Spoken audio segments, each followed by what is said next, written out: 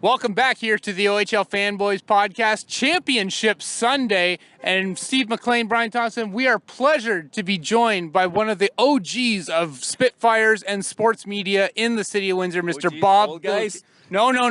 Old guard.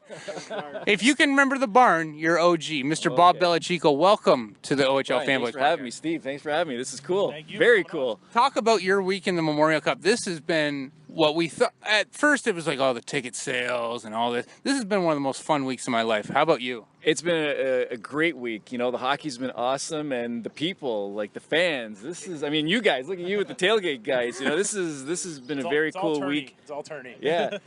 I went to Brandon 7 years ago, and I remember how cool it was there. But this is different. It feels, it's home. And that's the thing. So many of those fans who didn't get to experience this in Rimouski and Brandon, they're like, we've never won a Memorial Cup almost. This is first for us. Yeah, first for us. And if the Spitfires win tonight, they'll be the 10th team since 1983 host team to win it. So now Steve loves you because you're talking stats. Yeah. I'm You're a stats guy? I'm a big stats guy. That's kind of my contribution to the podcast, and Brian tells me to shut up and move on. Well, 5th host team since 2000 to win it, if they win it tonight. And I was seeing this is only the third, at least, Brian and I are he's over 30, I'm almost 30. And, Ouch! And in our lifetime, this is only the third all-OHL final matchup. Yeah, which is very exciting too, right? And the players were talking about that earlier. It's cool, and this will be the third straight year that, the OHL wins it. So it's going to be awesome, yeah. No BSing. Start of this tournament, would you be happy if Windsor went even 1-2? I'm going to get in trouble when I say this, That's but I think I'm of the popular thinking that I didn't think they'd win a game, to be honest with you. I didn't expect it, right? That's fair. I was hoping they'd win one. I didn't want them to get embarrassed because I guess London in 2014 was the worst. What happened then exactly? From what I hear, they were the worst host ever. But I'm just saying, that's what I hear. I don't know for a fact, right? We had Brian after the Spits beat St. John on opening night. Brian walked out of the building and said, "We're not the worst host ever." Everybody. Well, that's what I was really hoping for. They just please don't be the worst, okay? And then they won one, and it was pretty good. It was not convincing, but it was pretty good. And I thought, oh wow, here we go. And then there's a good chance that Seattle could lose, and they could be 2-0. I didn't think they'd go 3-0, but here we are. Now you're an interesting. We haven't been able to ask too many people this because we haven't talked to too many Windsor people. But you got to watch the Spitfires in those 44 days. Of course, your work with CTV News and stuff. What did you see that gave you even a thought that they could be sitting here today on Championship Sunday? I didn't see firsthand, but I've heard a lot of people talk about it. I talked to head coach Rocky Thompson about it, and a couple of the players and stuff. And yeah, it's been grueling. I saw some video today, and they worked. They did hill work. They did a lot of weight work. Boot camp, It was boot camp. It was big time for these guys, and they talked about it today. Just they wanted to get fit. They wanted to get stronger and bigger, and they accomplished all that, and we're seeing the results of it now in this tournament. Are they loose? Like, what was the atmosphere like at the Totally morning loose. skate? I could not believe Jeremiah Addison today. This guy was so laid back, and he's just happy, and He's one of the front runners for MVP right now. Him and for DiPietro. sure. Totally, yeah. But he was happy. The other guys are all business-like, but when Jeremiah is happy, that's a good sign. Yeah. So talk about your experience. You went to Rimouski and Brandon covering tournament. We didn't do Rimouski because that was the year that we almost went under. That's right. Yeah. We'll get into the media aspect. Brandon was really cool. Just watch. That was the super team back then, right? Yeah. So That was the team that was built for it. 09 was almost bonus at the start. Yeah, like 09 was kind of okay. Wow, this is really we're fast tracking, right? Because I didn't think it would happen that fast. But okay, so 09 happened, and 2010 was just like okay, they rolled everybody. Yeah, the final wasn't even a final. Yeah. So relate your experience of attending that Memorial Cup versus. It can't even be remotely the same because one, you're sleeping in your own bed, but two, it's just this is the best home ice advantage you could ask for.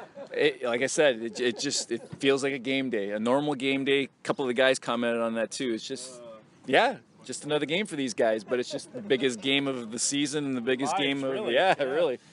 There's a lot of guys that are playing their last game tonight. 242 days ago, we were here for the home opener. What'd you think of that? And it was eerie. Yeah, it was a junior B roster versus junior B roster. Yeah. No one thought were going to be 8 months later. No, both teams are a lot better too, eh?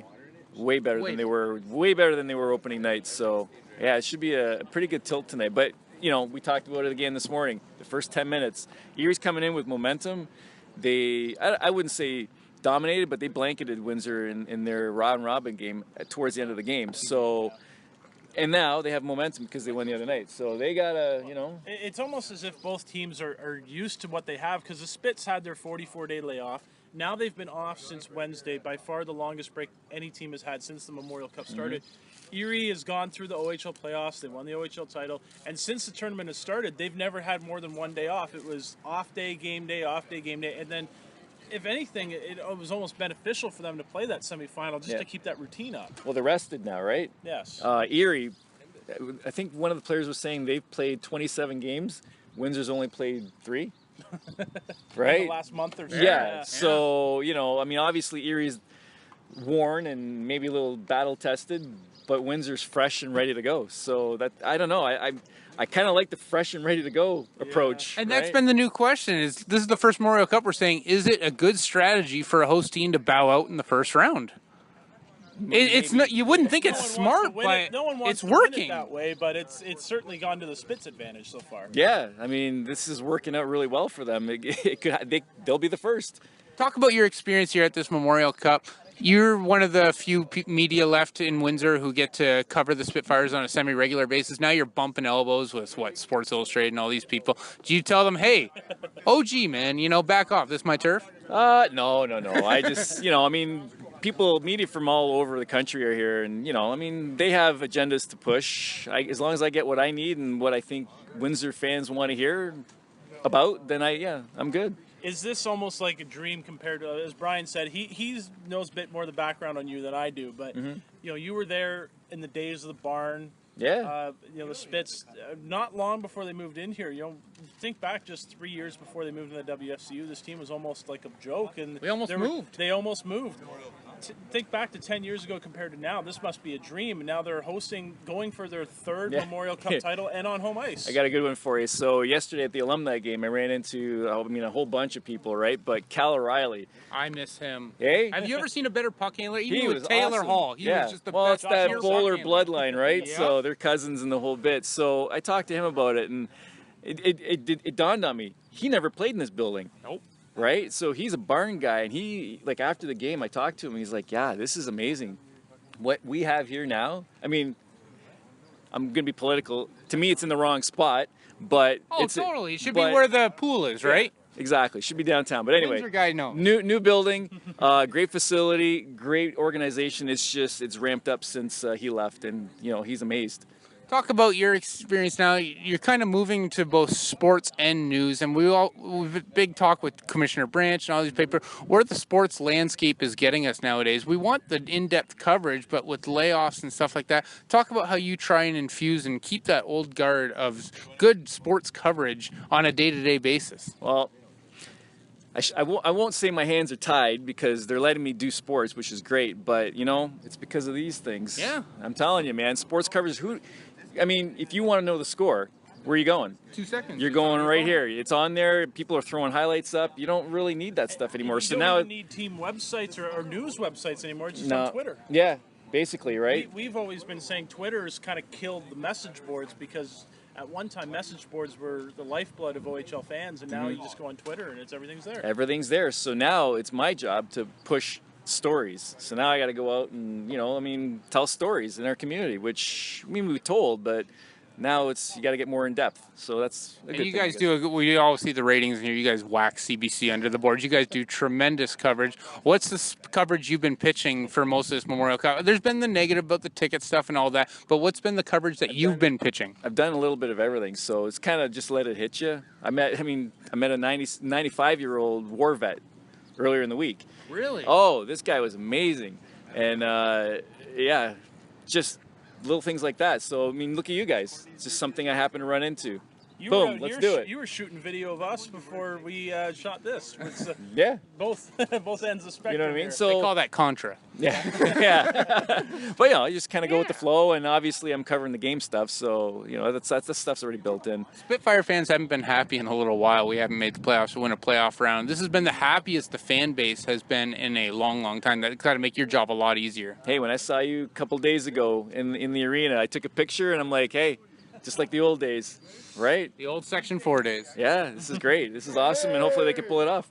So what are your thoughts going into today's... Oh, man, they got everyone coming out here That's today. an old Spitfires jacket. Oh, my goodness. Yeah. It's been distracting half the time. Sportsnet came out here and interrupted one interview and all that stuff. Nice. Give us your thoughts going into this game. Party is going to be a homer, obviously, and we don't expect... But, like, just if you can separate that side, what are your thoughts going into the biggest game in Spit's history, in fairness? I think they have a shot. I think they can win this thing. I think they can well, I mean, you know, you talk about all the injuries all year long. Like, will it really be an upset? It's an upset in the sense that no one saw this coming. Like, I think most people are... Like, if you were putting money down on this game, I think the bettors are still probably betting on Erie. Yeah. But at the same time, I think everyone knows the Spits do have a legit shot at this, at least a lot more than they did on Wednesday. If the Spits had gone 2-1 and they lost against Erie and beat St. John again in the semifinal, people would probably be a lot more easy to dismiss, right? Today, but after that win on Wednesday night, I would, and I'm sure you agree, like this, everyone starts thinking this team is for real. Erie's going to play hard tonight for sure. They have momentum. If the Spits can establish their physical presence again and just take care of that first 10 minutes, I think they'll be fine. Because, you know, I mean, we saw it in the first game. That first 10 minutes, that's all we talked about heading into that game. And what they do? They settled it down and they ended up winning it. They played their game. They played their game. And it's all, like, the whole lead up and the whole tournament, that's all they keep saying. We don't care what everybody else is doing. We only care about ourselves. We play the way we want to play, we'll win. Erie's got the scoring advantage, but I think the biggest key to this game, Windsor by far has the goaltending advantage. Tim Pano, Erie fans have said, is their weak. They called them their engalage, which I took. That's exactly what I said. That is not. They said that's their engalage, and I'm like, no.